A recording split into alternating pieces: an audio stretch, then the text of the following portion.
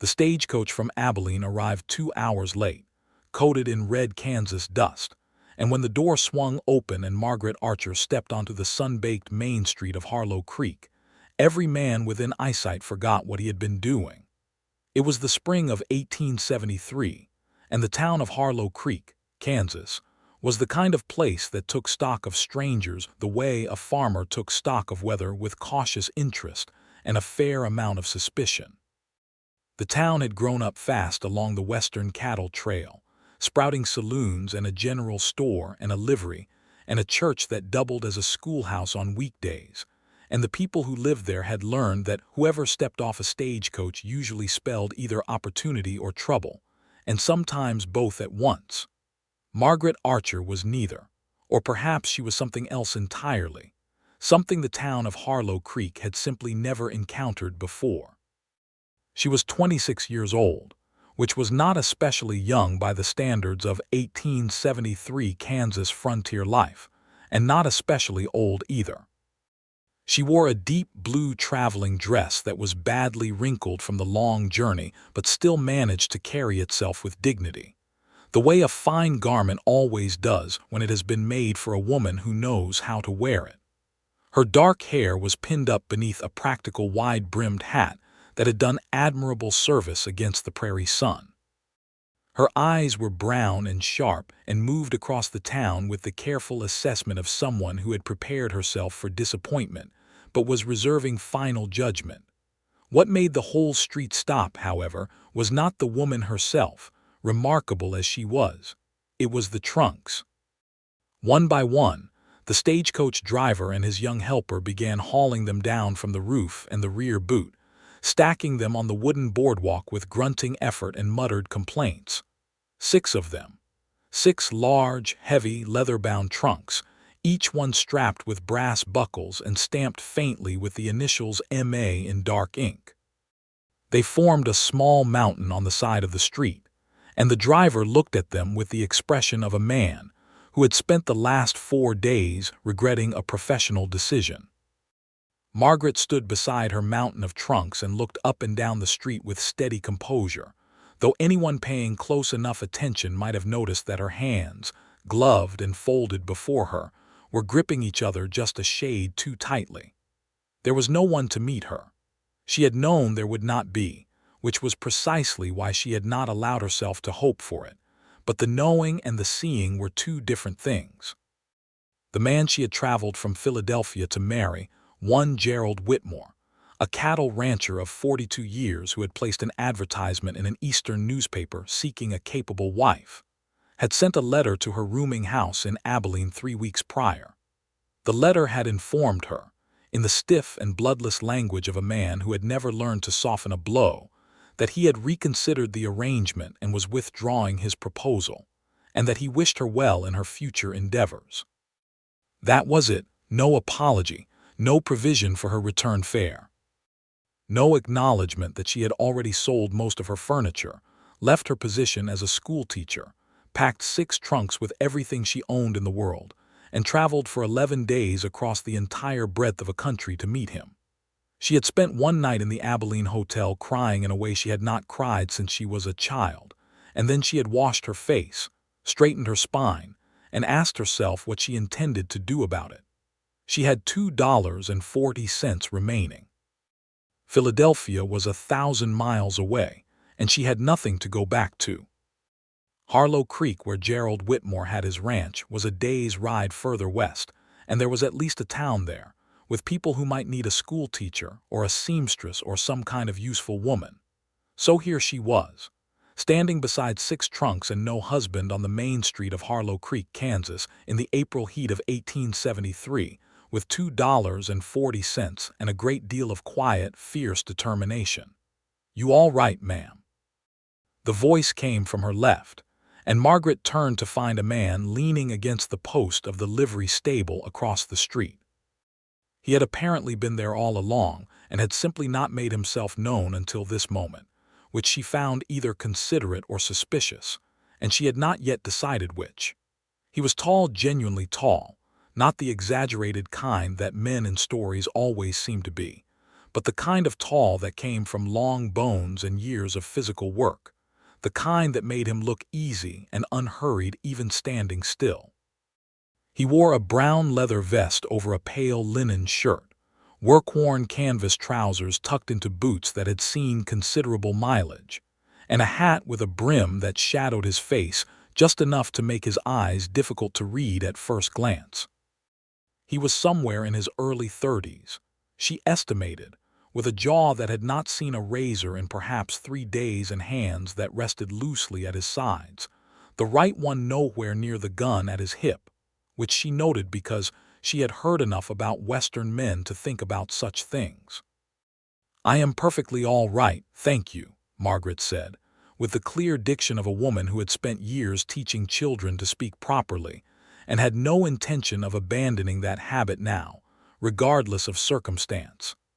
The man pushed himself off the post and crossed the street toward her without particular urgency, looking at her trunks with an expression of genuine, uncomplicated curiosity. He stopped a respectful distance away and tipped his hat, and she saw his face properly then, brown from sun and wind, not unpleasant, with dark eyes that were more thoughtful than she had expected and a slight crease at the corners that suggested he either smiled or squinted a great deal, and she suspected it was both in roughly equal proportion. "6 trunks," he said, not as a question. "Yes," she said, "and no one meeting you?" "Evidently not." He was quiet for a moment, looking at the trunks and then at her, and he had the good sense not to ask the obvious follow-up questions, which rose him considerably in her estimation. "Calvin Carver," he said, extending his hand. "I've got a ranch about 4 miles north of here. Came in to pick up feed and saw the coach arrive." She shook his hand, noting the rough grip and the steadiness of it. "Margaret Archer. I have come from Philadelphia by way of Abilene." "Long way," he said. "Yes," she agreed. He looked at the trunks again, and she watched him think, and he said, "The hotel here's only got 2 rooms, and one of them has a busted window frame that Doc Henley's been sleeping under for 3 months, so I can't say it's much. But if you're in need of a place to stay while you sort out your situation," he paused, and she appreciated that he said it that way, "sort out your situation," as though her situation were simply a minor administrative matter rather than the wreckage of a carefully constructed plan. "I've got a barn and a spare room out at the ranch. You'd be welcome to either, and I'd say the spare room is considerably more comfortable than the barn, though I've stayed in worse barns." Margaret regarded him for a moment. She was not naive.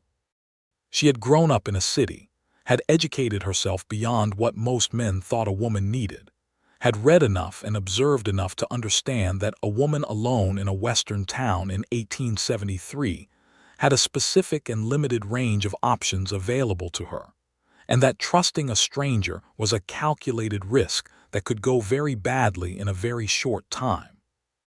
She also understood, with the cold practicality that had carried her out of Abilene and onto the stagecoach, that she had $2.40, a mountain of trunks, and no one else offering her anything at all. She studied Calvin Carver's face for a long, measuring moment. He held her gaze without shifting, without smiling the wrong kind of smile, without any of the dozen small signals that she had learned over 26 years of living in the world as a woman to recognize as warnings. "How large is the spare room?" she asked. Something shifted at the corner of his mouth, not quite a smile, but the idea of one. "Big enough for a lady with 6 trunks," he said. "Barely. And what would you expect in return for this arrangement?" "Nothing," he said plainly. "My mother would haunt me from beyond the grave if I left a woman stranded on a street, and she was not the kind of woman whose ghost I'd want to antagonize." It was such an unexpected thing to say, so honestly delivered, that Margaret felt something in her chest unknot just slightly. She was still cautious. She would remain cautious, but she nodded once with the dignity of someone accepting an arrangement on their own terms. "Very well, Mr. Carver. I accept. I should tell you that I intend to pay my way as soon as I am able, and that I am not a woman who accepts charity without terms." "I wouldn't expect you were," he said, and he said it without any trace of condescension, as though the statement were simply fact. He turned to look at the trunks with the same practical assessment he might give a fence that needed mending. "I'll get my wagon." Getting all 6 trunks loaded onto Calvin Carver's flatbed wagon required considerable effort and rearrangement of the feed sacks he had already purchased, and it attracted the attention of most of the town, which Margaret bore with her chin up and her expression pleasantly neutral. She was aware of eyes watching from doorways and windows, aware of the particular quality of interest that a woman with 6 trunks and no husband generated in a small frontier town, and she gave none of them the satisfaction of any visible discomfort. The young man from the general store, a gap-toothed boy of maybe 16, helped lift the heaviest trunk and staggered under it with obvious effort. "Ma'am, what on earth you got in this one?" he gasped. "Books," Margaret said. He looked at her as though she had said she was traveling with a collection of boulders for personal reasons and said nothing further. Calvin said nothing about the books. He noted the weight, adjusted his estimate of the trunk's contents without comment, and finished loading without changing expression. She climbed up to the wagon seat with the practiced ease of a woman who had lived in a city her whole life, but refused to be helpless about anything, and declined his offered hand only because she had already managed it herself.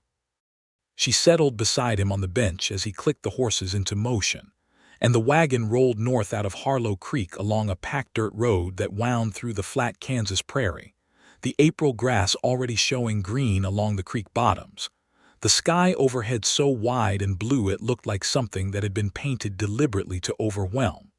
For the first mile, neither of them spoke, and Margaret found, to her surprise, that the silence was not uncomfortable. She was used to city silences, which were full of other people's noise, and this silence was full of wind and bird song and the creak of the wagon, and it was possible, she thought, to simply exist in it without strain. "Was the man you were coming to meet the reason there was no one at the stage?" Calvin asked after a while. She had expected the question. It was a reasonable question. "Yes," she said. "He changed his mind." Calvin nodded and said nothing further about it, and she appreciated that too. "There are children in this town?" she asked, because she had been thinking about this since Abilene. "About 20 school-age ones," he said. "Mrs. Boone was teaching them, but she passed last November. They've been going without since then." Margaret filed this information carefully. "Who would I speak to about that position?" He glanced at her and she noticed his expression had shifted slightly, a quality of reassessment that was not unflattering. "Mayor Pickett runs the town council. He's also the barber. A man of multiple occupations," she said. "Out here, most people are." They reached the ranch as the afternoon sun was beginning its westward descent, and the quality of light on the land turned everything golden and long-shadowed. And Margaret, who had spent the past 3 weeks in a state of controlled anxiety that left very little room for the appreciation of scenery, felt something in her quietly catch at the sight of it. The ranch was not grand by any standard she had previously encountered. There was a main house, a solid, practical structure of timber and plank, with a porch that ran across the front and a stone chimney at one end, and a barn that was considerably larger, newly painted in red that was still bright, and a series of corrals and outbuildings arranged with the functional logic of a man who thought carefully about how things should work. A creek ran along the northern edge of the property, lined with cottonwood trees that were just coming into leaf, and the surrounding land spread out in every direction with the particular quiet grandeur of open prairie, the kind of landscape that either made a person feel free or made them feel desperately small, and Margaret suspected it depended entirely on the person. A dog of indeterminate but enthusiastic breed came bounding across the yard to greet them, and Calvin called him Biscuit, which Margaret thought was an entirely appropriate name for a dog of that particular energy and coloring. The spare room was at the back of the house, off the kitchen, with a single window that looked east toward the creek. It was small and plain, a bed with an iron frame, a washstand, a wardrobe, a braided rag rug on the floor, but it was clean and structurally sound, and in the context of her last 3 weeks, it felt remarkably close to comfortable. 2 of her trunks fit under the bed. 2 more fit along the wall. The remaining 2 were stacked in the corner with a patience-testing geometry that Calvin achieved without complaint. "Supper's whatever I can put together," he said from the doorway after they had finished. "I'm not much of a cook." "I am an excellent cook," Margaret said, without particular pride, just statement of fact. "If there is anything in your kitchen to work with." There was. Not a great deal: cornmeal, salt pork, dried beans, some onions, a small tin of lard, but Margaret had grown up poor enough to know that these things, properly combined, made something worth eating. And by the time the sun was down, she had produced a skillet of cornbread and a pot of beans with salt pork that filled the small kitchen with a smell so genuinely good that Calvin stood in the doorway of it for a moment with an expression she could only describe as moved. They ate at the kitchen table across from each other, and the lamplight was amber and steady, and outside the prairie night was enormous and full of cricket sound and the distant low of cattle. "How many cattle do you run?" she asked. "About 200 head right now," he said. "I've got a man who helps me during drive season, name of Pete Ruiz, good man, he'll be back in a few weeks. Rest of the year I manage it mostly alone." "That is a great deal for one man." "It's a manageable amount for one man who doesn't do much else," he said, without self-pity, just honest accounting. She looked at him across the table and tried to understand what kind of man chose to live this way, alone on the prairie with 200 cattle and a dog named Biscuit and a spare room no one had been using, and found she could not quite assemble the full picture yet. "Thank you," she said, when they had finished eating and the dishes were done. "For the room, for stopping to ask." "Wasn't anything," he said. "It was," she said firmly, because she believed in acknowledging things that were, in fact, something, and he held her gaze for a moment with those dark, thoughtful eyes, and then nodded once and said good night. She lay in the iron bed that night with the window letting in the sound of the prairie, and she thought about Gerald Whitmore, who had rejected her by letter without apology, and about Philadelphia, which felt very far away in both distance and meaning, and about the strangeness of being in this small, clean room at the back of a stranger's ranch house, and she decided that strangeness was not the same as wrong, and eventually she slept better than she had in 3 weeks. In the morning, Margaret was up before the sun. She had always been an early riser, which was a trait valued in schoolteachers and farmers and essentially no one else, and she dressed and went to the kitchen and built up the fire in the stove and had coffee going by the time the sky outside the east window had turned from black to gray to the faint salmon pink of early dawn. She heard Calvin moving in the front part of the house, heard his boots on the floor, heard him stop outside the kitchen doorway when he smelled the coffee. "You didn't have to do that," he said. "I was awake," she said. "The coffee is on the stove." He poured himself a cup and stood by the kitchen window looking out at the barn and the corrals in the early light, and he had the quality of a man completely at home in his own mornings, unhurried and self-contained, and she thought that was a good quality in a person. "I'm going into town today to speak with the mayor about the teaching position," she told him. "I'll drive you in," he said. "You don't need to. I can ride if you have a horse to spare." He looked at her with brief surprise. "You can ride?" "I was not raised on a frontier, but I am not entirely without practical skills," she said mildly. He almost smiled. She was beginning to recognize the shape of it, the almost smile, the slight deepening at one corner of his mouth. "I've got a bay mare called Rosie who's well-mannered," he said. "She'd suit you." Rosie did suit her, and Margaret rode into Harlow Creek that morning on the bay mare with her back straight, and her blue dress replaced by a slightly less wrinkled gray one. And she found the mayor barber in his shop, and conducted herself with the particular combination of warmth and steel that had served her well in every professional context she had ever entered. Mayor Pickett was a small man with magnificent mustaches and the cautious disposition of someone who had survived several civic crises and intended to survive several more. He heard her out, asked a series of reasonable questions about her teaching background and credentials, observed the quality of her attention and the precision of her speech, and ultimately told her that the town council met on the first Thursday of every month, and he would put the matter before them.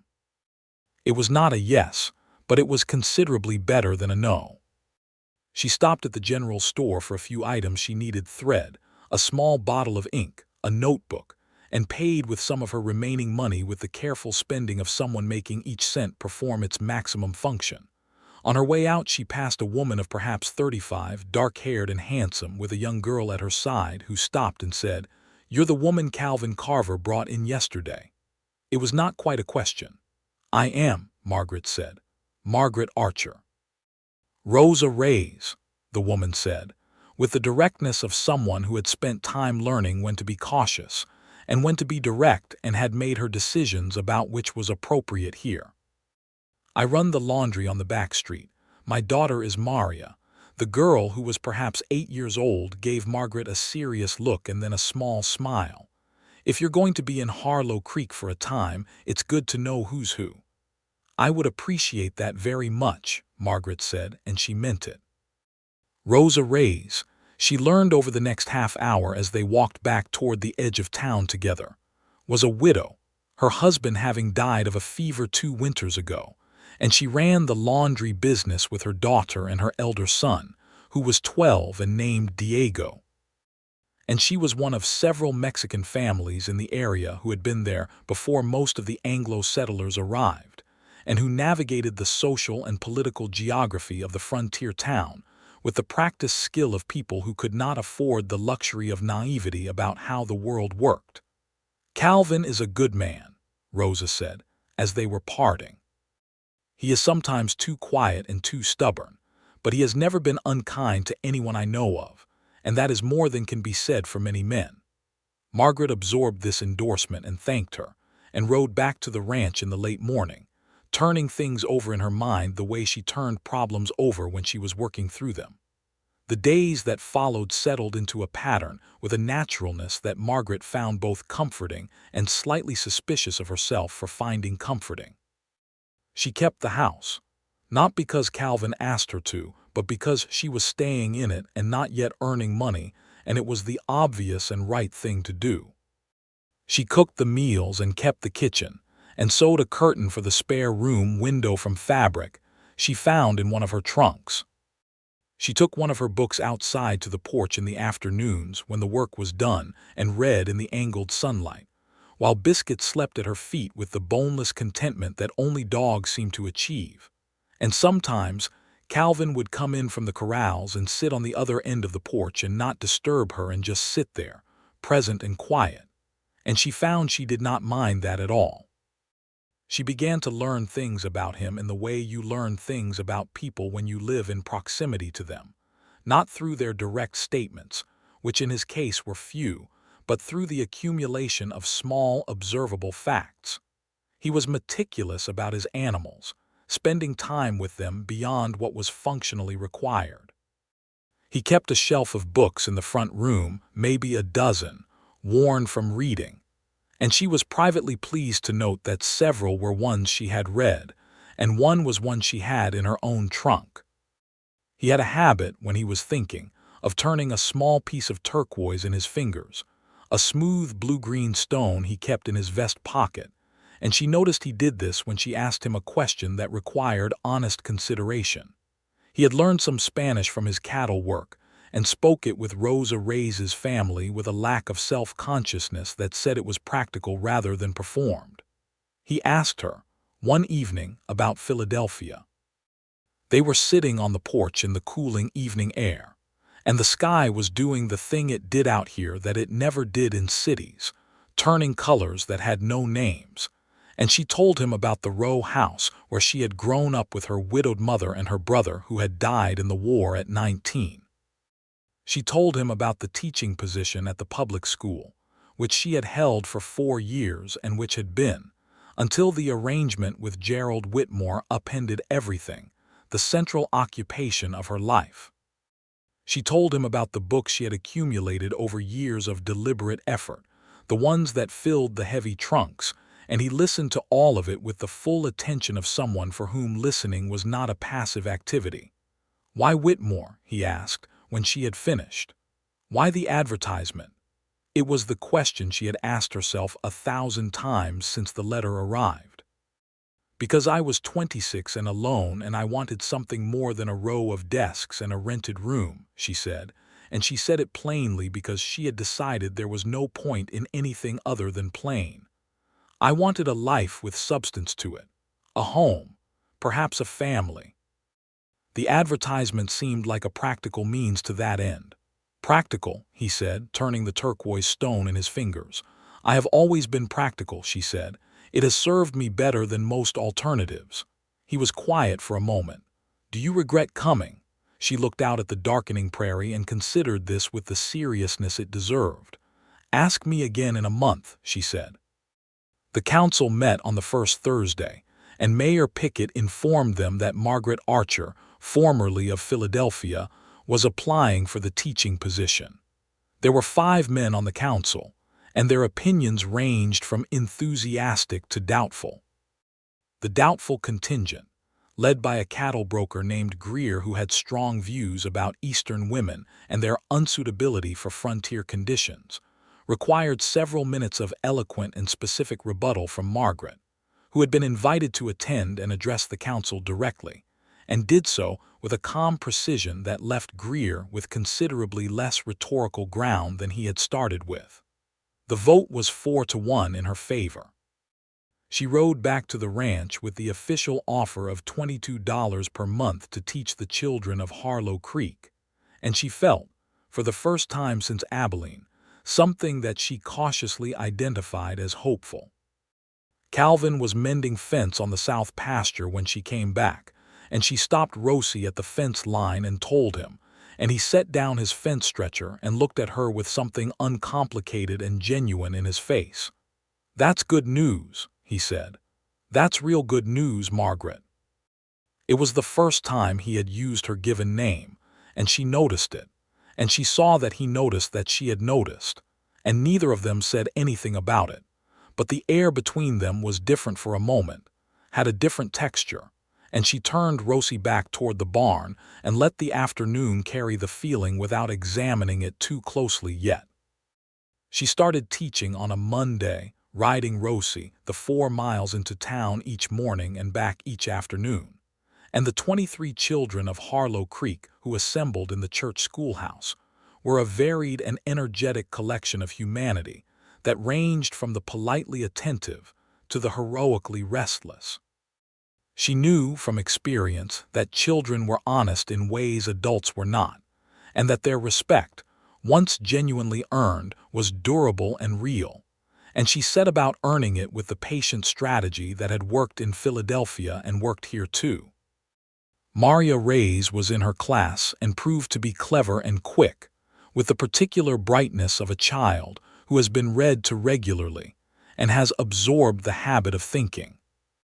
There was also a boy named Thomas whose family ran the feed store, and a pair of brothers named Elias and Jacob Sommer, whose father farmed wheat 3 miles east, and a girl named Patience Cross whose name appeared to be aspirational rather than descriptive, and perhaps 15 others whose individual characters began to emerge to Margaret over the first week like photographs developing in a darkroom slowly, with increasing clarity. In the evenings she came home to the ranch, and home had become the right word for it, which she acknowledged with a mixture of gratitude and a residual wariness she could not quite set down.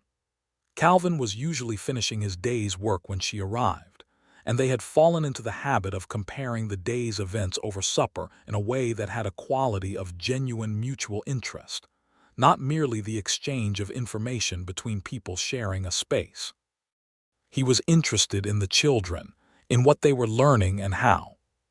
He had a specific interest in Elias and Jacob Sommer, whose father, he said, was a good man but not a reading man, and it mattered, he said, that those boys got a proper education because the frontier was changing fast and the generation coming up would need more than what the previous one had survived on. "You think about this a great deal," she said one evening watching him. "About the kids." He moved the beans around his plate in a thoughtful way. Yeah, I guess I do. He paused. My father couldn't read. Not properly. He was a good man, a good farmer, but there were things that were harder for him than they needed to be because of it. I taught myself mostly after we came out here, using whatever I could get hold of. It was slow going. She absorbed this. She thought about the shelf of worn books in the front room and understood them differently now. You learned well, she said. I learned enough, he said with the modesty of a man who was accurate about himself. There is an evening reading group in Harlow Creek, she said. Mrs. Linfield runs it at the church on Wednesdays, for adults. He looked at her across the table. I know about it, he said. You don't go. I work most days until dark, not every day. He held her gaze for a moment with an expression she was learning to interpret, something careful and slightly amused behind the steadiness. You suggesting I should go? I am suggesting nothing, she said primly. I am merely cataloging available resources. He actually smiled then, the full version she had not seen until that moment, and it changed his face entirely, opened it up, and she looked down at her plate because the effect of it was mildly disorienting, and she did not intend to be disoriented at the supper table. Spring moved toward summer with the unhurried purposefulness of the Kansas plains, and the grass on the prairie grew tall and green, and the cattle moved through it with the solid contentment of animals with enough to eat, and the days grew longer and warmer, and the evenings on the porch stretched out like something being offered. Pete Ruiz arrived in mid-May as promised, a compact, good-humored man of about 30, who wore a battered hat with an eagle feather tucked in the band, and greeted Calvin with a shoulder clasp that communicated years of working friendship in a single gesture. He looked at Margaret with open curiosity, and then at Calvin with the kind of look that friends give each other when something interesting has happened in their absence. Miss Archer is staying in the spare room, Calvin said, in a tone that discouraged further inquiry by providing none. Of course she is, Pete said pleasantly, in a way that somehow managed to communicate both complete agreement and very pointed amusement. He tipped his hat to Margaret. Pete Ruiz, ma'am. I hope he's been decent to you. He has been perfectly decent, she said. Good. He can be a little difficult about people being in his space. He lived here alone for 2 years before I started coming for the drives, and he got real used to the quiet. I can hear you, Calvin said. I know you can, Pete said cheerfully. The cattle drive preparation occupied both men for the next several weeks, and Margaret observed this with interest because it was entirely outside anything she had previously known, and because the education of it was genuine. She learned what a drive required in terms of planning and supply. She learned the specific vocabulary of the work, the cutting and sorting, the checking of shoes and conditions, the calculation of water and grass along the route. She began to understand the scale of effort that went into what appeared from a distance to be the simple movement of animals from one place to another. She also, during this period, began to understand more clearly who Calvin Carver was. He was not a man who spoke much, but when he spoke it was worth hearing. He had a sense of justice that was quiet and consistent. She saw it in how he treated Pete, in how he interacted with Rosa Reyes's family without the condescension she saw from other Anglo men in town, in how he stepped between a man named Dalton and the young Diego Reyes one afternoon in town, when Dalton said something ugly, and Dalton was the kind of man who was accustomed to no one pushing back. Calvin had not raised his voice. He had simply put himself in the space between them and said a few words in a tone that made Dalton reassess his position. And then he had bought Diego a piece of hard candy from the store and said nothing about it at all. Margaret had seen this from across the street and stood there for a moment with something warm and somewhat inconvenient spreading through her chest. That evening she said, "What you did for Diego today." Calvin looked up from the harness he was mending. "Just talking." It was more than talking. He was quiet for a moment. Dalton says things like that because no one's pushed back before. Once someone does, he generally shuts up. It's not bravery, Margaret, it's just geometry. She laughed, a genuine laugh, the kind that surprised her, and she saw it surprised him too, and he looked at her for a moment with an expression she could not fully read but which made her want to ask about it. Instead she said, "Do you know that is the 6th time you have described moral courage as geometry? I didn't know I'd said it before. 3 times as geometry, twice as mathematics, and once as physics." He stared at her for a long moment. "Have you been counting?" "I am a school teacher," she said. "I notice patterns." He shook his head slowly and went back to the harness, but the almost smile was fully visible this time, and she went inside with the pleased feeling of someone who has won a small and very specific game. She had been in Harlow Creek for nearly 3 months when Gerald Whitmore rode into town. She knew who he was before he introduced himself, because she had been told what he looked like by Rosa Reyes, who knew everything worth knowing about the surrounding area and distributed this information with the precision of someone who had learned that knowledge was its own form of protection.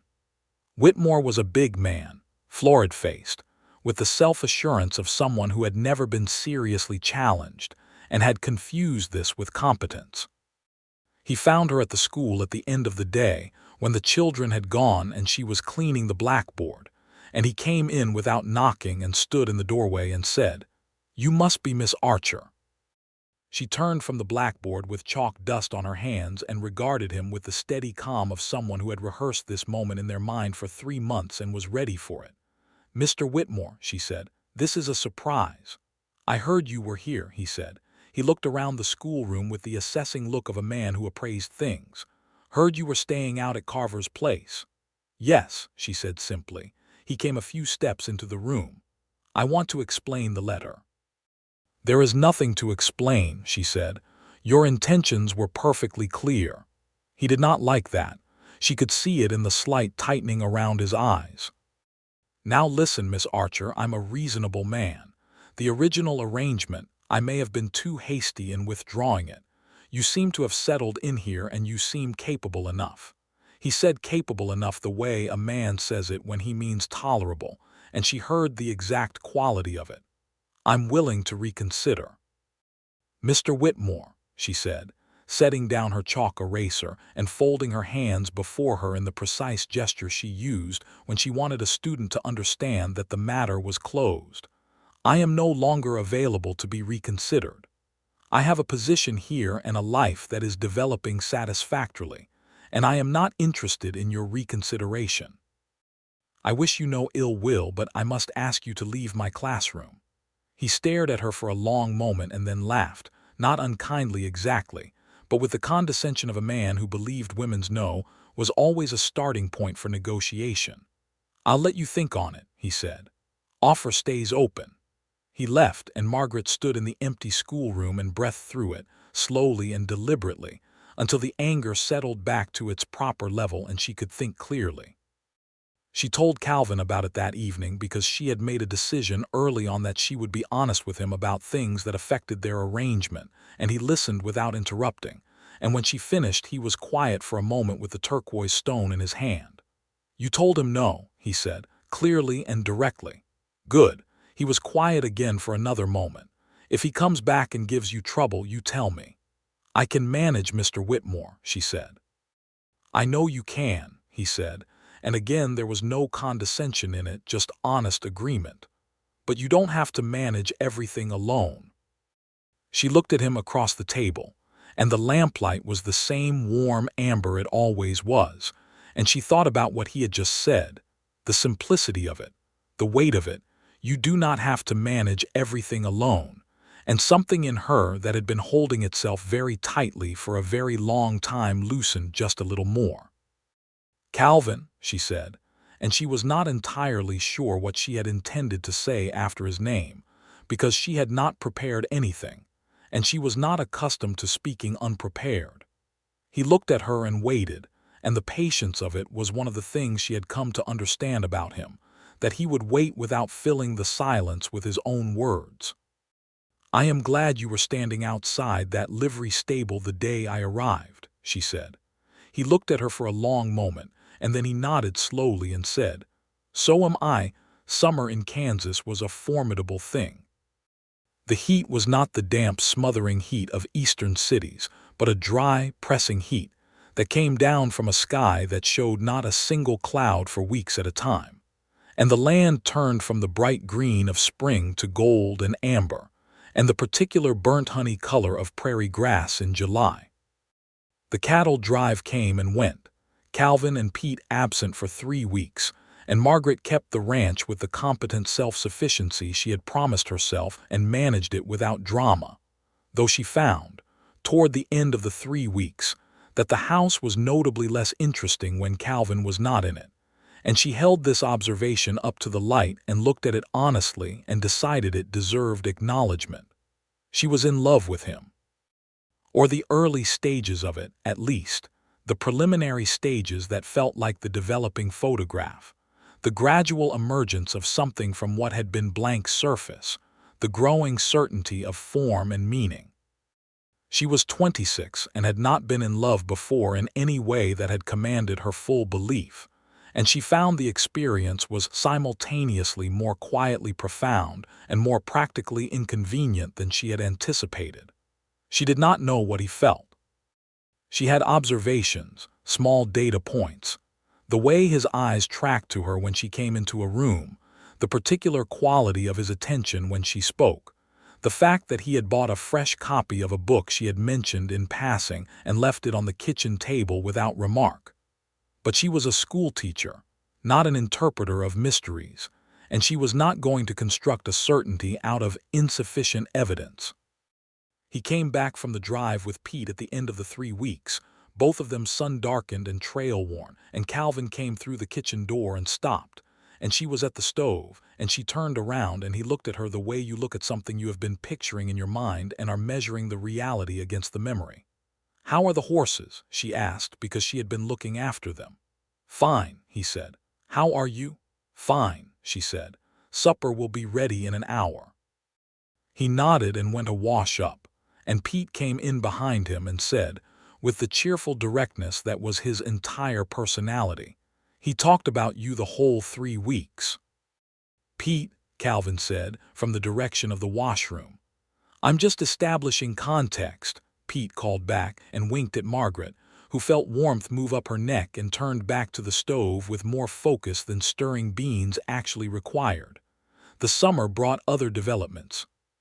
Whitmore came back once more in July, and this time he was less pleasant about it, and Calvin happened to be in town at the same time and happened to be standing 10 feet away when the conversation occurred, not intervening but simply present, and Whitmore looked at him once and then back at Margaret, and then apparently reconsidered his whole agenda and left, and did not come back again. Rosa Reyes began teaching Margaret to make proper tortillas, an education Margaret approached with the same seriousness she brought to everything, and they sat in Rosa's kitchen on Saturday afternoons and talked with the freedom of 2 women who had each learned to trust the other's fundamental seriousness. Rosa had observations about Calvin Carver that were illuminating, because Rosa had been in Harlow Creek for 8 years and had seen him over that whole time. "He came here 6 years ago," Rosa said, rolling the dough with practiced ease. "He had almost nothing, just the land and a few head and a great deal of determination. He built everything himself. He had a partner for a while, another man from Texas, but that man left and Calvin just kept going. He is the kind of man who does not stop." She paused. "He has been alone a long time." "Yes," Margaret said. "He looks at you differently than he looks at anything else," Rosa said with the directness she reserved for important statements. Margaret flattened her tortilla imperfectly and regarded it. "I know," she said quietly. "Well then," Rosa said. "Well then," Margaret agreed, which was not a complete sentence but communicated everything necessary. It was a Saturday evening in late August when it happened, or began to happen, which amounts to the same thing in the economy of love. They had been to the square dance that the town held at the end of every summer, a tradition that required the clearing of the church floor and the appearance of a fiddler named Old Clem, who was neither particularly old nor anyone's idea of a musician, but who made up for technical limitation with extraordinary enthusiasm. The whole town came, and the children ran through the lamplight, and the adults danced or watched or talked in the way people do when the space between daily life and celebration briefly collapses. And Margaret had danced twice with Pete and once with Mayor Pickett, and had watched Calvin standing at the edge of the room with the expression of a man who was enjoying himself in his particular, contained way. She went to stand beside him because she wanted to, without strategic calculation. "You're not dancing," she said. "I'm watching," he said. "Do you know how?" He looked down at her with that quality of wry honesty. "Debatable." "Come," she said, and she took his hand without waiting for the deliberation she knew he would apply to the question otherwise, and he let himself be pulled onto the floor. And old Clem was playing something mid-tempo and recognizable, and they found each other's rhythm within 2 measures, which was longer than it should have taken and shorter than she had feared. He danced as he did most physical things, with a compact, unshowy competence that suggested the skill was there, and had simply never had occasion to be displayed. His hand was warm on her waist, through the fabric of her dress, and she was aware of every small point of contact with the focused precision of someone whose senses have been told to pay particular attention. They danced through one song and into the next without either of them acknowledging the decision to continue. And when old Clem eventually paused to drink deeply from an unnamed container, they stepped back from each other and stood in the warm lamplight with the noise of the room around them and looked at each other. And the looking held something in it that had been building since April and was not going to be looked away from any longer. They drove home in the wagon under a sky full of August stars, and Margaret had been in the West long enough now to understand what the night sky out here could do to a person's sense of proportion, how it made the particular concerns of daily life briefly obvious as the small things they were, how it put the larger questions of a life at the center where they belonged. At the ranch, Calvin tied the horses and she stood in the yard with her head tilted back at the stars, and he came to stand beside her, and she knew, with the knowing that does not require further evidence, that this was the moment they had been moving toward since a day in April when she stepped off a stagecoach with 6 trunks and no one to meet her. "Margaret," he said. She looked at him, sideways in the starlight. "I need to tell you something," he said. He was holding the turquoise stone, the way he always did when he was preparing to say something true. "I know you came here for a different life than this.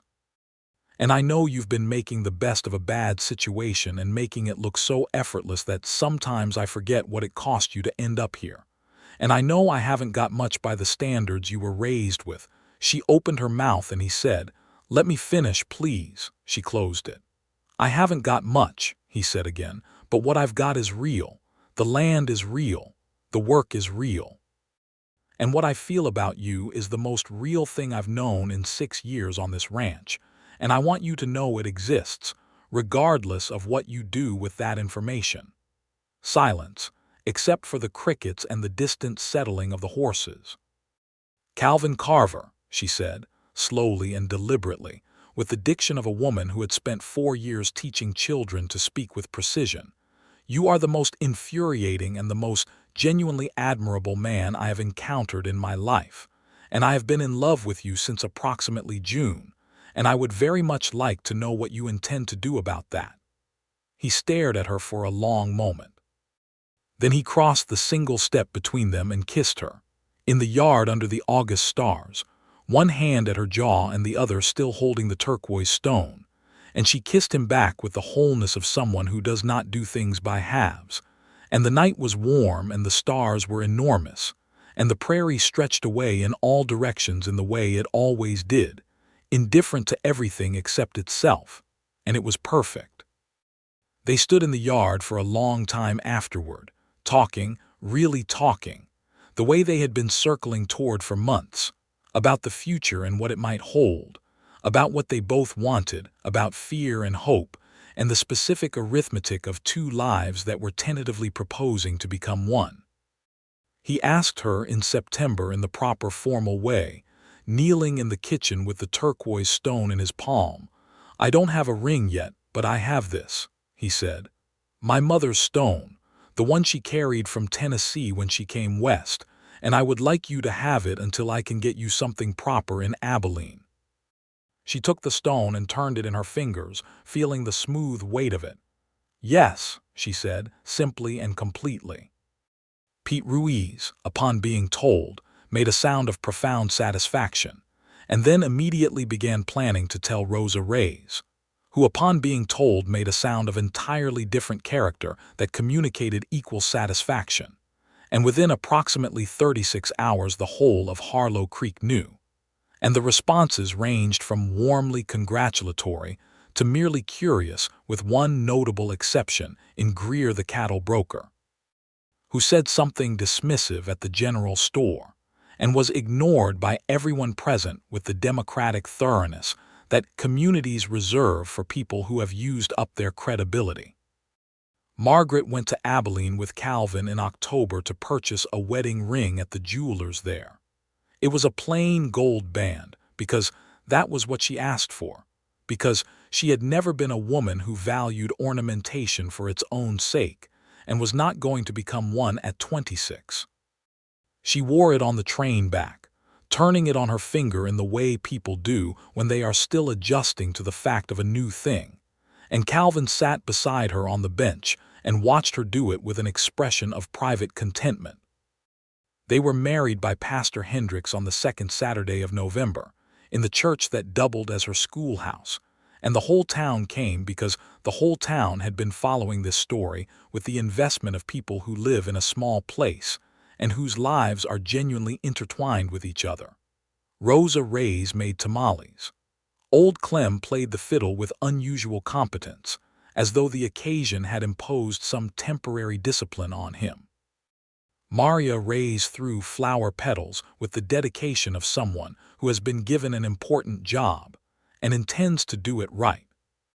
Margaret wore her blue traveling dress, the same one she had worn the day she stepped off the stagecoach, because she thought that was right, that the day she arrived should be present in the day she stayed, that the story should acknowledge its own beginning. Calvin wore his best vest, which he had brushed carefully, and had shaved within the last several hours, which for Calvin represented significant investment in ceremony. Pete Ruiz stood up as witness, barely holding back an expression of overwhelming personal triumph, as though he had been somehow instrumental in making this happen, which he had not, but which he clearly felt he had. When the pastor asked if Calvin would take Margaret as his wife, Calvin looked at her with the full attention he had given her since April, since the day on the street, since the moment he had pushed himself off the livery post and crossed toward her and the mountain of trunks, and said yes in a voice that left no room for ambiguity about anything, and Margaret said yes in the same voice, which surprised the pastor slightly because women usually said "I will," but which communicated exactly what she intended, and it was done.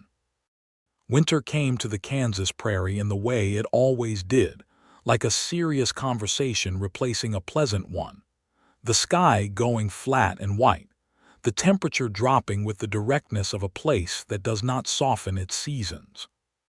They kept warm in the ranch house, which Calvin had built substantially enough to hold heat, and the spare room became the room where Margaret's overflow books lived, and the house that had been quiet in the specific way of a man living alone was now quiet in the different specific way of two people comfortable in shared space. They read in the evenings by the lamp, sometimes together and sometimes separately, and they talked the way they had been talking since the beginning, with genuine interest, with the respect of people who had each discovered the other was worth the effort of real conversation, and sometimes with the particular playfulness that had developed between them over months and was one of the small, unexpected treasures of the whole arrangement. He started going to Mrs. Linfield's reading group on Wednesday evenings, and came home once with the look of a man who has just discovered he is better at something than he thought, and she asked him about it, and he said, "I read a passage, and Mrs. Linfield said I had a good ear for language," with the careful modesty of a man to whom a compliment of that nature was a genuinely new experience, and Margaret felt the kind of fierce love that does not announce itself with trumpets, but sits very quietly and very deeply in the center of the chest. She wrote a letter to her aunt in Philadelphia, the only family she had kept in contact with, and told her about the marriage and the ranch and the school, and described Harlow Creek in the way she had come to see it, not as a place of lack but as a place of substance, with its own beauty and its own particular human texture. Her aunt wrote back in January with a letter that was cautiously pleased and slightly confused, which was the most honest response Margaret could have expected, and she kept the letter in the drawer of the washstand. March arrived, and with it a softer wind and the first crocuses along the creek bottom, and Margaret discovered she was expecting a child. She told Calvin in the kitchen one morning, with the particular directness she brought to all important information, and he stood very still for a moment and then crossed to her, and held her in a way that said everything he did not immediately have words for, which was considerable, and she stood in the circle of his arms and smelled the wool of his shirt and the cold air that still clung to him from the morning chores, and she thought this was as close to exactly right as a life was likely to get. He worried about her, in the way men of that time and that character worried about their wives during pregnancy, not with the smothering over-attentiveness that could become its own kind of strain, but with a steady watchfulness and a quiet reorganization of his days so that the harder physical tasks were taken care of before she thought to attempt them. She noticed this and allowed it and expressed her appreciation in the way she expressed most things of emotional weight obliquely, but unmistakably, like leaving the last piece of cornbread for him, like reading aloud in the evenings from the books she knew he liked best. Rosa Reyes was her constant and invaluable practical resource through the pregnancy, having navigated it twice herself, and having the kind of knowledge that was passed woman to woman in the way most essential things were passed, directly and without ceremony, and with much more utility than anything in the books on the subject. Summer arrived with its full Kansas force, and Margaret taught through most of it with the considerable discomfort of the later months, managed by force of professional will, and a class of 23 children who were largely oblivious to her condition, except for Thomas from the feed store, who asked one day with blunt curiosity whether the baby would need a desk, and she told him not immediately, and he seemed satisfied. The baby arrived in late October, just as the first frost was touching the prairie grass, after a long labor that Rosa attended, and Calvin endured in the porch outside the bedroom with the anguished patience of a man who has done every physically difficult thing he can think of and is now required to simply wait, which was not in his nature. It was a boy. Calvin held him with the careful reverence of a person holding something they cannot quite believe is real, and Margaret watched his face in the lamplight, and the quality of it was something she stored away precisely, the way you store away the clearest and most important photographs of a life for the times when you need to look at them. They named him William James Carver, William for Calvin's father, whom he had spoken of once or twice with the complicated love of a son who had understood a difficult man better in retrospect than in the moment. James for Margaret's brother who had not come back from the war, names that carried the weight of what had been lost and wove it into what was now. William James Carver was a child of considerable personality from very early on. He had his father's dark eyes and his mother's expression of focused assessment, and he cried with the commitment of someone to whom volume was a matter of principle. Biscuit, the dog, adopted him with the wholehearted devotion that large-hearted dogs give to the smallest members of their households, and could generally be found within 3 feet of wherever the baby was. The winter of 1875 settled into the ranch house with the new life at its center, and Margaret and Calvin moved through the days of that season with the full, pleasantly demanding routine of people who have more than enough to do and find, to their mutual satisfaction, that doing it together is better than doing it separately. She returned to teaching in the spring with Maria Reyes, who was now 11 and very capable, looking after William in the schoolroom corner during lessons in an arrangement that the town council eventually formalized as Maria's first paid employment, which pleased everyone concerned. The ranch grew.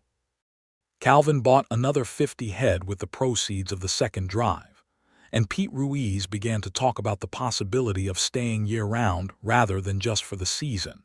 And Calvin offered him the use of the old equipment shed for sleeping quarters and fair wage, and Pete accepted, and the enterprise of the Carver Ranch acquired a second full-time worker with the efficient simplicity that characterized most of Calvin's decisions. Harlow Creek itself was growing too, in the accelerating way that western towns grew in the 1870s. A new doctor arrived to replace the arrangement of consulting Doc Henley for everything. A telegraph line was strung into town in the fall of 1875. A second general store opened, and the church finally got a proper bell. The changes were not all comfortable ones. The growth of the town brought pressures on the Mexican and other minority families who had been there before the Anglo settlers, and Margaret watched this with the clear-eyed discomfort of someone who understood injustice when she saw it, and found it difficult to simply observe without action. She spoke about it at the town council meeting in the winter of 1875, requesting that the school curriculum be formalized to serve all the children of the area regardless of family background, and that the official position of the town council be one of equal treatment for all residents. It was not a popular speech in every quarter. Greer, the cattle broker, made his displeasure known in a lengthy rebuttal that Margaret sat through with her expression completely composed and her hands folded in her lap. The vote was not unanimous, but it was a majority, and the formal record of the town of Harlow Creek from that day forward acknowledged, at least in principle, what Margaret considered the minimum baseline of human decency. Rosa Reyes, on hearing about it, embraced her in the doorway of the laundry, which was an act Rosa was not generally given to in public spaces, and said nothing at all, which said everything. By the spring of 1876, Harlow Creek had a proper schoolhouse, built by the town rather than borrowed from the church. It had 2 rooms. Margaret taught in both, and the enrollment had grown to 31 children, and she was training a second teacher, young woman from the Sommer family named Clara, who had been one of Margaret's own students in the first years, and had grown into someone Margaret was proud to have helped shape. The 6 trunks that had arrived on a stagecoach in April of 1873 were distributed throughout the house by now. One had become a toy box for William, which was perhaps the greatest transformation of all. One still held fabric and sewing materials. One held the accumulated letters and documents of the years since Philadelphia.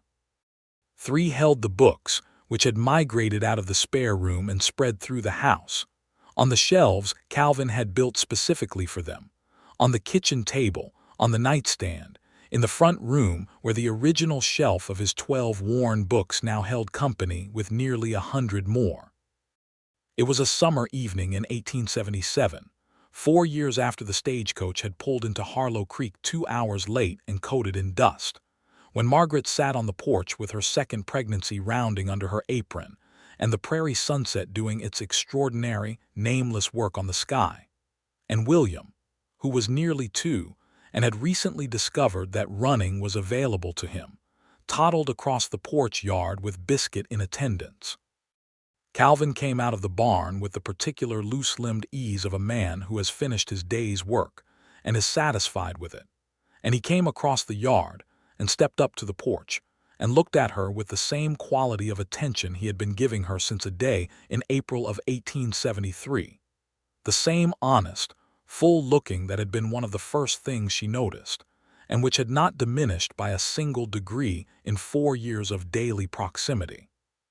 He sat in the other chair, which had been placed closer than it originally stood, a distance that had migrated incrementally over time in the way that physical distances do between people who are always moving toward each other. "You asked me a year ago if I regretted coming," she said. He looked at her sideways, You told me to ask you again in a month. That was longer than a month. You did not ask. I figured you'd tell me when you had an answer." She looked out at the land, the grass and the creek and the cottonwoods and the sky, and she thought about everything that had led to this particular moment. The advertisement in the newspaper, and the trunks packed in the Philadelphia row house, and the 11-day journey west, and the letter that had been a catastrophe she had turned, by stubborn will and some quantity of fortune, into something else entirely. "I do not regret it," she said. "Not a single day of it."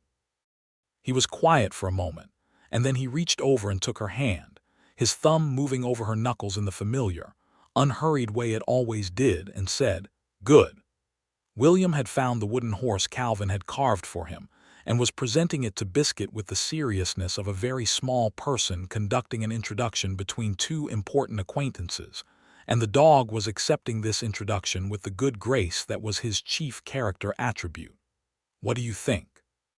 Calvin said, "Boy or girl this time?" "I have no particular preference," Margaret said, which was not entirely true. There was a small and specific hope she was carrying, but she kept it loosely, the way you carry things in this life that depend on forces outside your control. "I have a preference," he said. "Which is?" "Healthy," he said. "Just healthy." She looked at him for a moment with the full warmth of everything she felt for him, which after 4 years was not smaller than it had been in the beginning but larger, the way real things grow when they are properly attended to. "That is the correct preference," she said.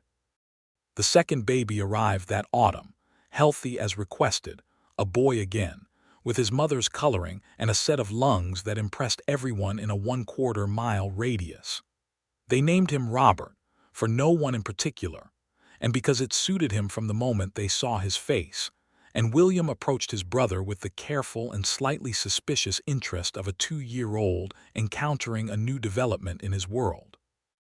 Biscuit, for his part, adopted Robert with the same wholehearted devotion he had extended to William, as though the dog had simply been waiting to discover that his capacity for this particular form of love was considerably larger than one child. Pete Ruiz had by now, through his own quiet industry and Calvin's equally quiet assistance, acquired a small plot of land adjacent to the Carver Ranch, and was beginning to build on it with the same methodical patience that characterized everything he did, and Margaret made a point of learning his plans and contributing where she could, because she believed that the building of lives happened in community and not in isolation, and that the land out here had enough isolation built into it without adding more. By the time Robert was walking, William was asking to learn to read, and Margaret sat with him on Sunday afternoons at the kitchen table with the patience and the particular joy of a teacher who is teaching her own child. And Calvin sat at the other end of the table with a book, and listened to the lessons, and sometimes asked questions that were too advanced for William, but which William filed away with the focused attention of a child who has learned that information of any kind is worth the storage. The town continued to grow and change around them, and Margaret continued to be a part of its governance in the stubborn, constructive way she had found was most effective, attending the council meetings, raising the uncomfortable questions, insisting on the formal record of things that might otherwise be quietly ignored, building the kind of precedent that made the future slightly less arbitrary. Rosa Reyes expanded her laundry business and hired 2 additional women, and Diego went east to study at a college in 1878, which was an event of such local significance that the whole town talked about it for weeks. Margaret had written the recommendation letter for his application, which was perhaps the piece of writing she was most proud of in the years she had been in Harlow Creek. Calvin had quietly contributed to the costs of his tuition, which neither he nor Rosa discussed openly, but which Rosa acknowledged in a conversation with Margaret, with a single, complete, eloquent sentence that Margaret kept in her memory like a stone to be turned in the hand. The years laid themselves down the way years do in a good life, not without difficulty, because there was always difficulty, the cattle market with its unpredictable swings, a drought year that made everything lean and required careful management, William's illness one February that brought 3 weeks of fear before the recovery. The ongoing work of maintaining what was right in a town that was always inclined to take the easier, less right path, but with the texture of meaning. The accumulation of days that were individually ordinary and collectively the whole substance of a life. It was in the winter of 1879 that Margaret went to the desk in the front room and wrote a long letter to a women's educational association in Abilene, describing the Harlow Creek School and its needs and its possibilities. The letter was answered in the spring with an offer to fund a third room added to the schoolhouse and a small library of additional books, and she read the letter at the kitchen table, and Calvin looked at her from across it and said, "You going to accept?" And she said, "I am going to accept so fast the ink will not be dry before the letter leaves." And he smiled the full smile that had never stopped doing what it did to her, even after 7 years. The library arrived in the summer in a series of boxes that Margaret unpacked with the particular reverence she reserved for books, carefully, systematically, holding each one for a moment before shelving it, reading the title and the spine, and placing it where it belonged with the satisfaction of someone organizing something they genuinely love. William came to the school on the day she was unpacking and sat on the floor among the boxes with the natural ease of a child who has grown up surrounded by books and therefore has no reason to be intimidated by them, and helped sort by alphabet with a focus that made her privately and fiercely proud. And she thought about the boy she had been told about years ago, Calvin's father who could not read, and the man who had taught himself slowly with whatever he could find. And the son, and now the grandson for whom books were simply the furniture of ordinary life. She told Calvin this that evening. He was quiet for a moment, in the way he still went quiet when something reached him, turning the turquoise stone in his fingers. He had given her the stone when he proposed, and she had given it back to him, because she thought he should keep it, and he had not argued, and then he said, "He's going to be all right, isn't he?" "He is going to be considerably better than all right," she said. In the early spring of 1880, on a day that was not particularly different from other spring days except in retrospect, Margaret stood on the porch of the house that was no longer spare in any respect, full of books and children's sounds, and the smell of Rose's recipe for beans, and the accumulated evidence of a life built from the specific materials of hard work and honest love. And she looked out at the land that had been strange to her once and was hers now. Calvin came across the yard with his hat pushed back, and the easy long-strided walk that she had recognized as particular to him since the first day, and still watched with the specific pleasure of knowing exactly who it belonged to. He came up the porch steps and stood beside her and looked out at the same thing she was looking at. "What are you thinking?" he asked. She thought about a stagecoach arriving 2 hours late.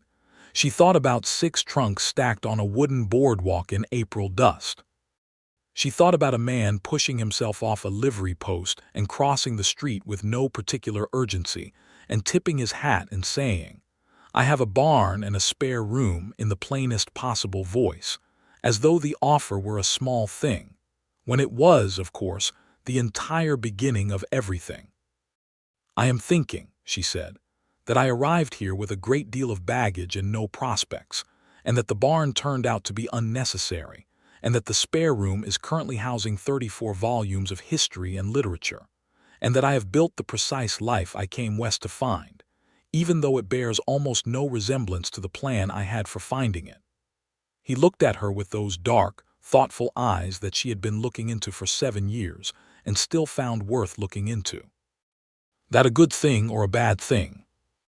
"It is the best possible thing," she said, and she took his hand, the rough, warm, familiar hand, and they stood together on the porch while William's laughter came from inside the house where Robert had done something amusing, and the dog was being enthusiastic about it. And the Kansas spring spread out before them in every direction, green and gold and immense, and entirely at home. In the years that followed, Harlow Creek kept growing, and the Carver Ranch grew with it, and Margaret taught another generation of children, and eventually saw Clara Sommer take over the school full-time when Margaret finally stepped back from teaching to manage the school's administration and development instead, which proved to be work she was equally suited to and which required every bit of the practical intelligence she possessed. Robert, who turned out to have his father's hands and his mother's analytical mind, and a natural talent for mechanics that emerged when Calvin bought a used hay baler in 1882, and Robert, at age 5, took a sustained and eventually successful interest in understanding how it worked, grew up with the same physical confidence and quiet thoughtfulness as Calvin, and with Margaret's precision of speech and her habit of reading everything he could find.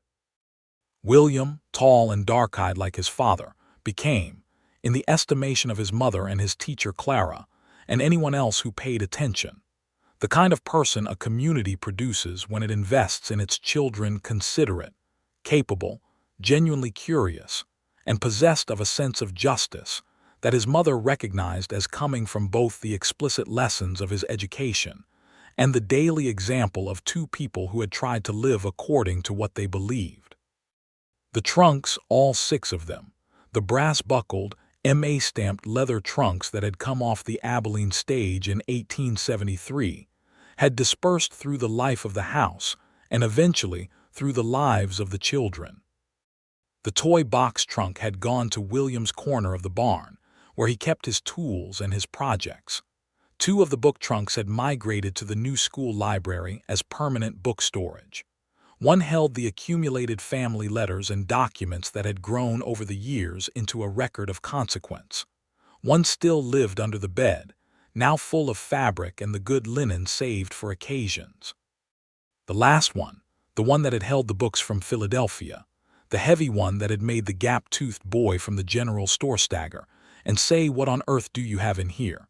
stood in the corner of the front room beside the shelves Calvin had built, and it held the books that Margaret considered most essential, the ones she had carried the whole way from a row house in Philadelphia to a spare room in Kansas, and it had, in the manner of important objects that have fulfilled their most important purpose, a quality of resting that was peaceful rather than merely idle. On their 10th anniversary in November of 1883, Calvin gave her a gift that he brought to the kitchen table after supper with the characteristic understatement of a man who does not draw attention to ceremony but has clearly thought hard about this particular one.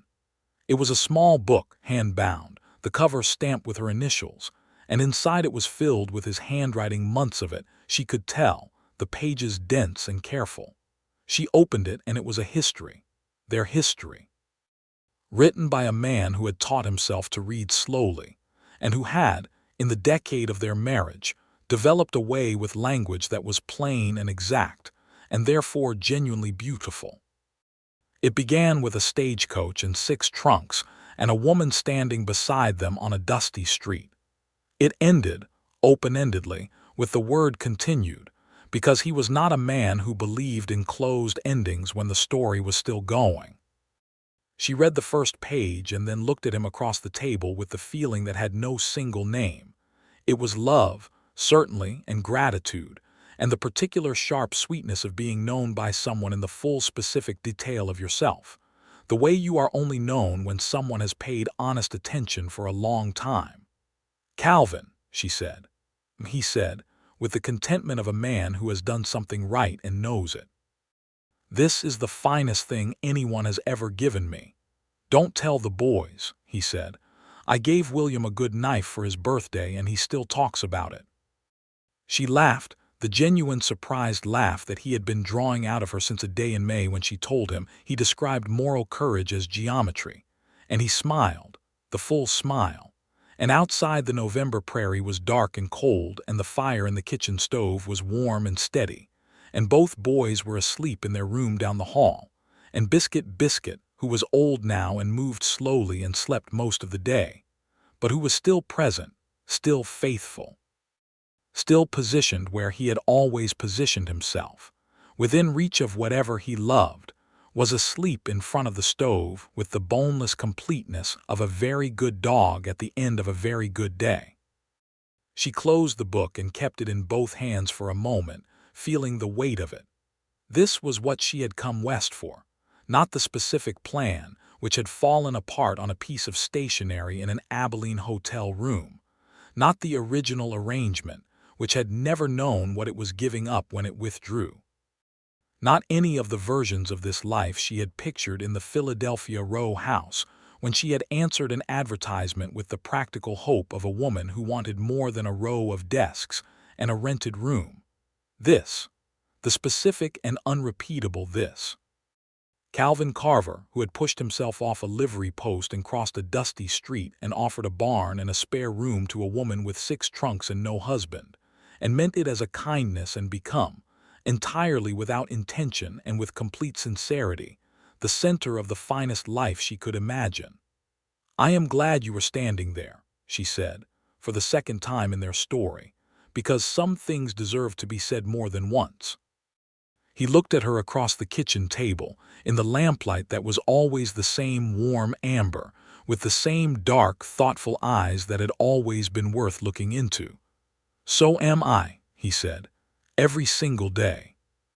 The fire burned steadily, and the house was warm, and the prairie outside was as wide and beautiful and indifferent as it had ever been.